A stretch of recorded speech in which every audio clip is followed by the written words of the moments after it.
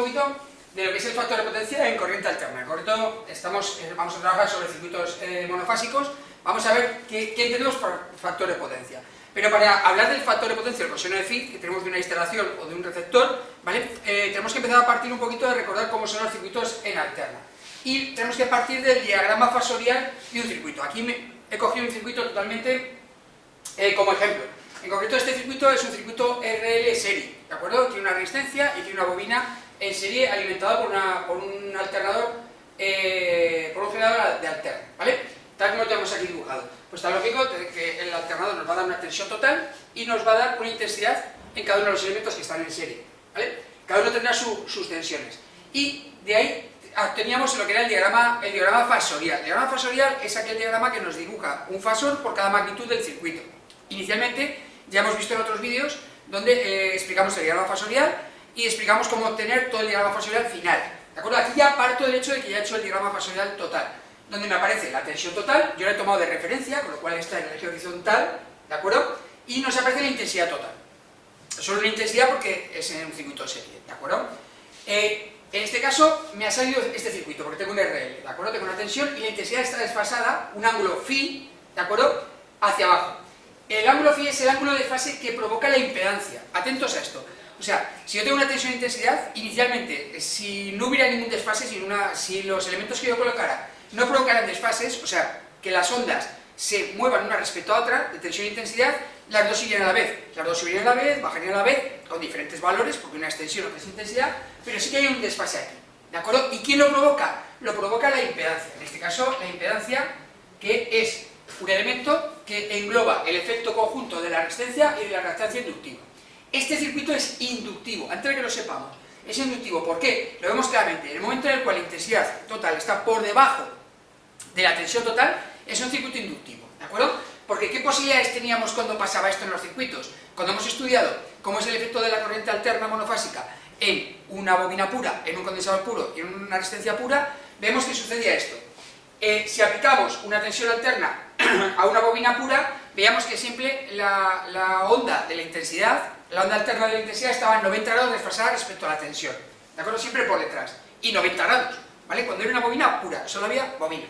En cambio, en un condensador ocurría lo contrario, la intensidad está a 90 grados adelantada a la tensión, ¿de acuerdo? Y siempre 90 grados, ¿vale? Y en cambio, el único elemento puro que no ocasionaba desfases era la resistencia. Cuando tenemos la resistencia, la intensidad y la tensión iban a la vez en fase, que se llama, y tienen desfase cero. Claro, esto es cuando son elementos puros. Si mezclamos elementos en un circuito, ¿de acuerdo?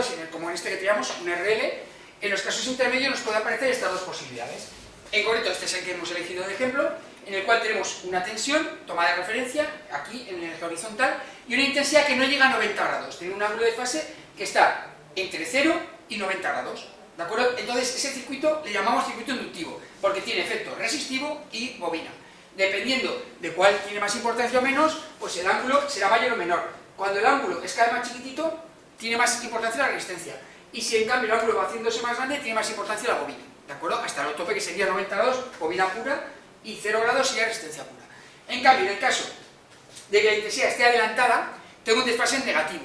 ¿De acuerdo? Entonces, cuando el desfase está entre 0 y menos 90, ¿de acuerdo? Que sería condensador puro, estamos hablando de un circuito resistivo capacitivo, ¿de acuerdo? Decimos que tiene ese efecto inductivo, tiene ese efecto capacitivo, también teniendo en cuenta que hay una resistencia, ¿vale? No lo decimos porque lo vemos claramente, porque no es uno de ellos, ¿de acuerdo? Entonces, con esta pequeña explicación, veíamos lo que era el ángulo de desfase, porque ese ángulo de desfase del diagrama nos va a venir muy bien y nos va a identificar cosas dentro del siguiente apartado, lo siguiente que vamos a poner así en pantalla, que son los triángulos. ¿De acuerdo? Porque los triángulos sacamos del diagrama fasorial. Del diagrama fasorial sacamos el triángulo de tensiones.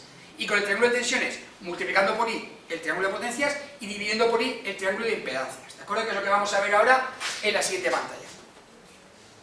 Bueno, ahora vamos a ver el siguiente paso. Ya teníamos el diagrama fasorial, pero con el diagrama fasorial obtenemos el triángulo de tensiones. Ya lo comentamos en el diagrama fasorial, en un vídeo de diagrama fasorial, pero vamos a ir rápido.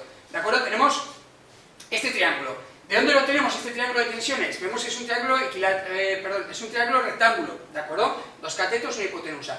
El cateto horizontal sería la tensión de la resistencia, el vertical, si es hacia arriba, la tensión de la bobina, en el caso de que hubiera condensador sería hacia abajo, y la hipotenusa que tenemos, el resultado final sería la tensión total. Y un ángulo de fase phi que viene del diagrama fasorial. ¿Cómo lo obtenemos? Aquí tenemos el diagrama fasorial, ¿vale? Aquí he puesto la intensidad total, de acuerdo a este circuitito que tenemos aquí arriba, la intensidad total. La tensión de la resistencia, ¿dónde estaría? ¿De acuerdo? La tensión de la resistencia, ¿dónde estaría? En el mismo eje, porque la resistencia no desfasa, tiene que estar ahí. En cambio, la tensión de la bobina, como adelanta 90 grados la tensión de la intensidad, ¿vale? Tiene que estar en vertical. Entonces tengo dos tensiones, esta U sub R y esta U sub L.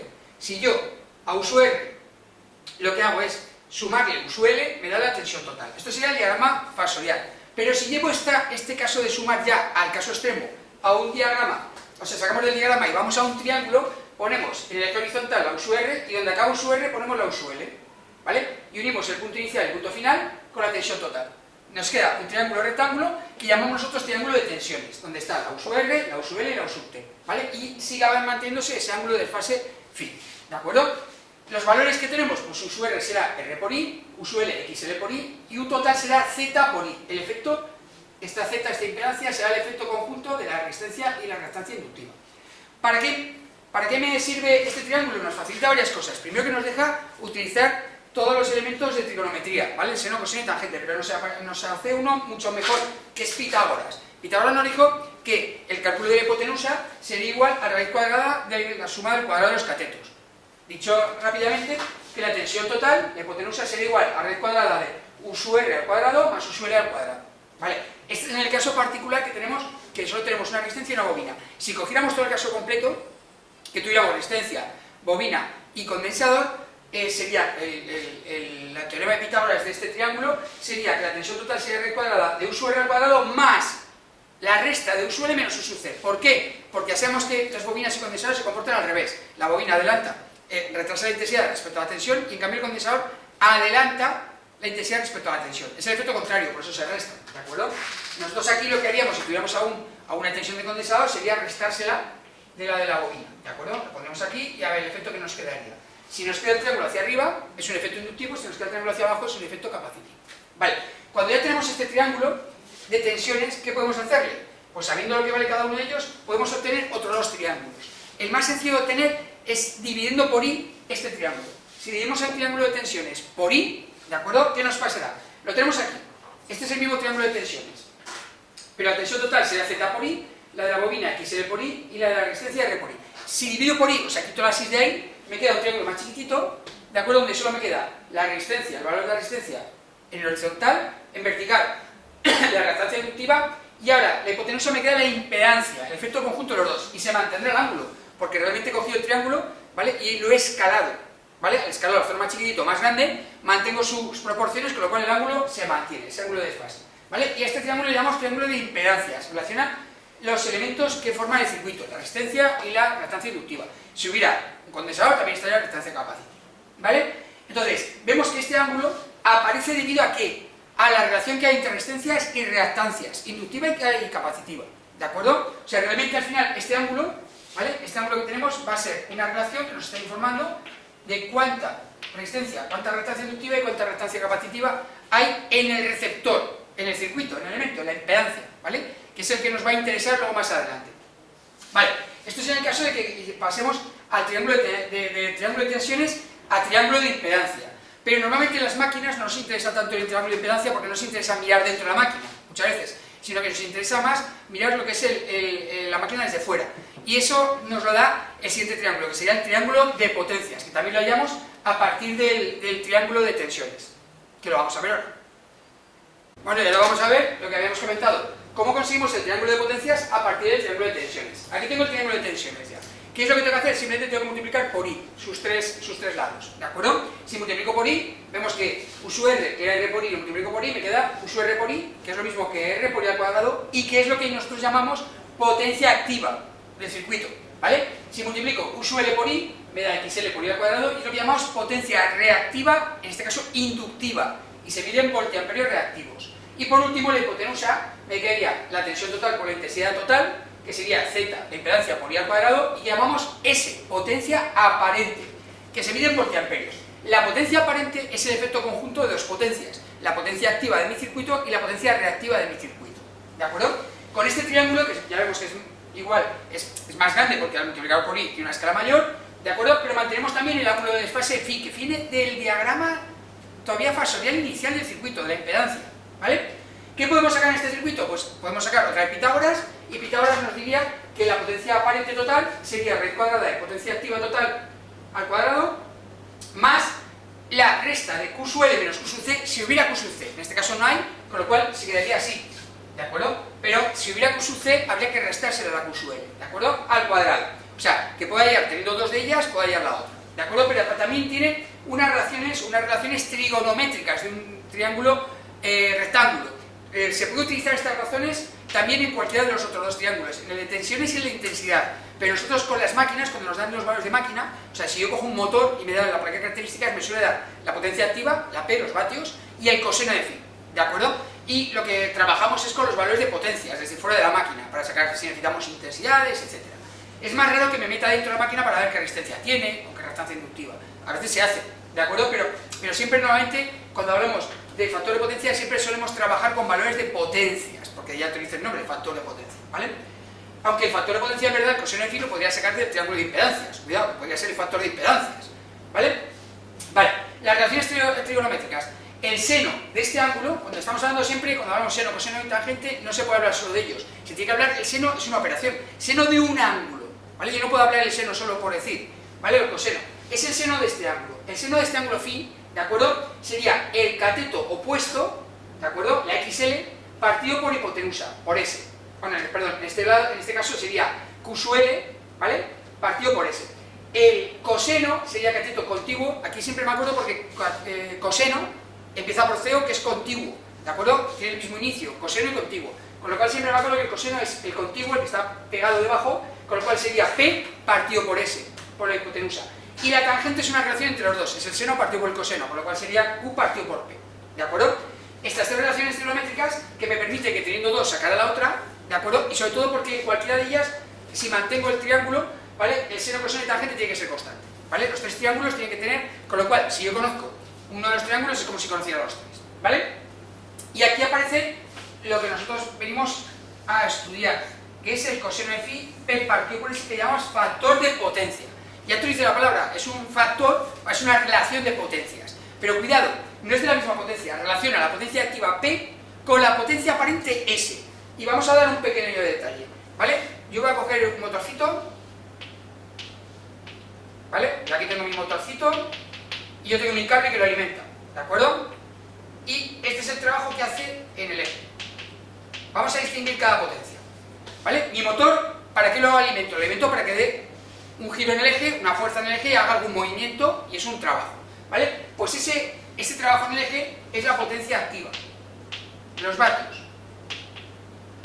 Es de todo lo que puede hacer el motor lo que trabaja, de verdad, ¿de acuerdo? En cambio, lo que coge por el cable eléctrico de la red, ¿de acuerdo? Es la S, la potencia aparente, los voltiamperios. ¿Qué quiere decir eso? Que yo cojo una potencia mayor de la red, ¿vale? Parte de ella me sirve para que funcione el motor, ¿vale? En concreto, para que funcione este motor, estamos cogiendo la Q, la potencia reactiva, los voltiamperios reactivos, ¿vale? Porque el motor al final tiene unos campos magnéticos, unos circuitos resistivos, etc. Con lo cual, parte de la energía que coge de aquí de la red es para que funcione el motor y la otra parte la pasa al trabajo que hace, ¿de acuerdo? No se puede sumar directamente, yo no puedo sumar P y Q, ¿de acuerdo? Son potencias diferentes, son ondas diferentes, desfases diferentes, ¿de acuerdo? La potencia activa siempre se gasta, la potencia reactiva se está cogiendo, podemos estar cogiéndola y cediéndola, o sea, es muy diferente, con lo cual la tengo que sumar siempre a través del triángulo de potencias, ¿de acuerdo? Ya vemos que tenemos que hacer un efecto de triángulo equilátero, ¿vale? Pero entendamos lo que estamos diciendo. Potencia activa es el trabajo que va a dar en el eje, ¿vale? Y la potencia aparente S es lo que coge de la red para hacer su trabajo, ¿vale? Entonces, ¿qué me está dando el coseno de phi? El coseno de phi al final, el factor de potencia, Fp, que lo ponemos otra vez, es P partido por S, una relación entre el trabajo que hace mi máquina y la potencia que absorbe. No lo puedo relacionar directamente, o sea, no es un rendimiento, cuidado, no es un rendimiento, ¿vale? No se entiende como rendimiento. Rendimiento del motor ya es otra cosa, ¿de acuerdo? Pero no se entiende como un rendimiento. Es una relación entre lo que tiene que coger la máquina para que funcione, porque un rendimiento al fin y al cabo me podría decir que una máquina vieja tiene peor rendimiento que una nueva, ¿vale? Pero aquí no es eso. Aquí es cómo he fabricado yo la máquina, cuánto gasta la máquina para hacer su trabajo. Por ejemplo, vamos a poner un ejemplo para que quede más claro. Si yo comparo 2 taladros de 1000 vatios, o sea, yo voy a la tienda y me dan 2 taladros de 1000 vatios, y me dice, los dos son de 1000 vatios. Digo, ah, ¿y cuál es mejor? Pues me tendría que fijar en cuánto consumen, en la S, en la potencia aparente. Y si no quiero tener ese numerito para ver, oye, ¿qué pasa aquí que no entiendo? El coseno. ¿Qué coseno F tiene? Si este tiene un 0,8 y el otro tiene un 0,9, es una relación, me está diciendo que este, el del 0,9, consume menos para funcionar. ¿De acuerdo? Porque es una relación entre P partido por S. Si es un 0,9 quiere decir que hay mucha P, y como es constante quiere decir que hay menos S en el segundo que en el primero. O sea, con un coseno de phi más pequeño, cada vez consume más de la red para hacer el mismo trabajo. Igualando, o sea, yo solo puedo comparar máquinas que tengan la misma potencia. No puedo comparar uno de 500 con uno de 1000. Si los dos dan 1000 vatios, ¿cuál es mejor? ¿Cuál va a consumir menos de la red? El que tiene un factor de potencia más elevado, más cercano a 1. ¿De acuerdo? Ese sería mejor que el otro.